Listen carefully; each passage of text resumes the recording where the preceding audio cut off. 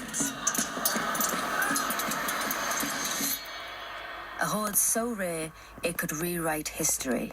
We're dealing with a hoard which is worth millions of pounds. These objects come from the very point where we as a nation are formed. That's what they've stolen from us. It should have been their golden ticket to fame and fortune, but instead they bungled their way into a whole heap of trouble and turned a dream discovery into a living nightmare. I said, "Hi George, why are you on the run?" He said, "I'm not running from anything. I was lucky enough to find it and declare the items, but hearsay and corruption sent me to prison, away from my children, my family and friends." It's quite a story. The last episode is dropping today, and to be honest, it's kind of a guide of what not to do when you find buried treasure. But what comes across is just how passionate people around the country are when it comes to taking out that metal detector, hoping to unearth a little piece of history. So we're looking for our own Kent daytime detectorist today. Will you search through the lonely earth for me? Climb through the briar and bramble. Let's spend some time with Paul, aka the Deeper Bleeper from Ashford, looking out for treasure. It's a beautiful morning. It's about 9:30. I'm out with my pal over there. He's already eager. He's off and running. He's had what you had, Dave? Little rim fire, which was just about here. We've literally just started 5 minutes ago. Well, guys, I've just had a shout from Dave. What you got, mate? He's only gone and found a mobile. I think you might have a flat battery, though. Do you reckon? I don't know. Fire it up, mate. See if she works. We have a clod shot. We have something green. Dave's just had a little button over there. Where is he? There he is. Tiny one. Little tiny button. I'm on a bit of shrapnel, Dave, but I thought I saw something on it. I thought I saw a pattern and then thought I was imagining it, and Dave's gone, "No, mate, it's a crown. The whole thing And you got is a crown." Where the pin would have gone into. So what are we thinking? Crown badge, Dave? Yeah. Look at that, guys. A little tiny crown. But we're either on it or it's still in. I think it's still in. She's big, I reckon. What's that? What the hell? Mortar fin. Ain't just a pin, it's a fin. So it's a mortar fin, and we'll take it. Big old thing. We won't be digging that one up again, though, mate. Been going about an hour, I suppose. But we will definitely take that. Oh, yes. Oh, come on. Hammer drought over. What is it, though, we ask ourselves? Is that a little... Could that be a little voided short cross, guys? Because if it is, it's a Richard, John or Henry. Lovely. And it's in the pot. Get in there, come on. Oh, Paul, welcome to the show, aka the Deeper Bleeper. How you doing? Morning, Dom. Thanks for inviting me onto the show, mate. So nice to have you on. I love your passion. It just comes out of the speakers here. You must love this. I absolutely love it, mate. There's nothing better than being out in the field with your friends and the thrill of the search. And you just never know from one hole to the next. One's a load of old soot, and then you can hit a gold coin on the next. That in itself is amazing that you never know, and maybe it will just happen. And I go past so many detectorists over where I live on the Romney Marsh, and I see in fields, and it just seems to be this amazing community, and I love it when I see them sort of taking a break and having a cuppa out of a flask. Yeah, well, to be fair, Dom, if you're passing them on the marsh, the chances are you've passed me. Because Really? a lot of our land and digging I do down on the marsh. So there's a coincidence. Well, there you go. Well, I'll have to sort of wave at you and come and join you and see what you're doing. Yeah, come and join us. Come and join us, mate. Everyone is welcome, and that is what's good about the hobby. Everyone is welcome, whether you're a newbie or whether you've been at it for years. We all treat each other the same.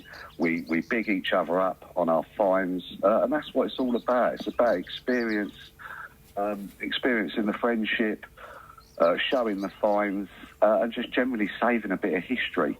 And that's the interesting part, isn't it, about, you know, the history and the finds. And what's really just so exciting about the podcast Fool's Gold is that, you know, we learn about what it means to find treasure. If you find one coin, you can keep it, I understand, but if you find two or more, it becomes treasure and has to be declared. And there are so many kind of guidelines to you as well. You can't just go out and do it. You need to do a bit of research. Oh, no. Oh, yes. There's nowhere where you can actually just go and detect, apart from the beaches. Right. Some of the beaches you are allowed to just go down and detect. So what would you do then? So say you were talking about the marsh, would you talk to the local farmer? Well, basically, it's with my local club in Victor Seekers that we do down on the marshes. We've already got the lands down there. But, yeah, basically what you have to do, you have to knock on doors, you have to speak to farmers really nicely, and you have to convince them to let them go on your land. Simple as that. And tell me about the find where, when you got it, I mean, you sounded so enthusiastic there, but when you get something really special, and what have you got where you've gone, wow? I'll be honest with you, Dom, it would have to be my gold quarter noble, which was an Eddie III, 1327 to 1377 gold coin. I love the fact you call him Eddie III. Yeah, well, Edward III, sorry. No, it's great, it's brilliant. But when it come up, there was just no expecting it. Obviously, you don't expect to find gold coins. But when I saw it, you could see it on the camera before I actually saw it. So people at home could see it before I did. Because you do loads of these live videos. I want to know about that. That must have felt quite emotional, that you're connecting with history. Honestly, when I saw it, Dom, I just didn't know what to do. I was just so elated.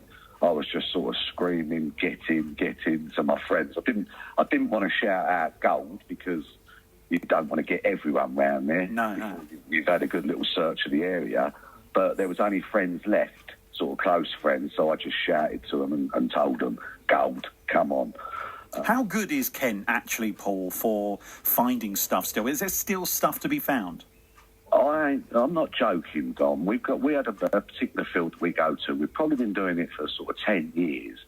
And one of our sort of last visits, we hit 20 silvers off of it.